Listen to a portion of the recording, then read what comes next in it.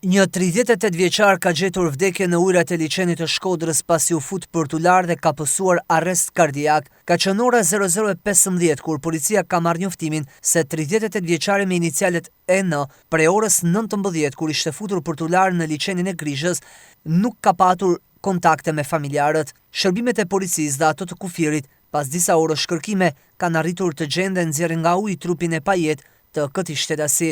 Nga veprimet e para hetimore dyshohet se ai ka humbur jetën pasi ka pësuar arrest kardiak ndërsa po laj në liçen, por grupi hetimor po e vjen punën për të zbardhur rrethanat e plota dhe dokumentimin e shkaqeve të humbjes së jetës së 38 vjeçarit. Nga konstatimet e para nuk ka shenja dhune në trup. Ndërkohë në datën 2/6/2025 në orën 19:30 në vendin e quajtur i shtëpia ushtarakëve në Velipoj, një 57 vjeçar me inicialet TB pa shenja jete, edhe ky shtetas dyshohet se ka pësuar arrest kardiak. Ndërkohë në 24 orët e fundit, specialistët e qarkullimit rrugor proceduan në gjendje të lirë një 68 vjeçar dhe një 17 vjeçar, pasi duke drejtuar motomjetet kanë humbur kontrollin dhe kanë pësuar aksident.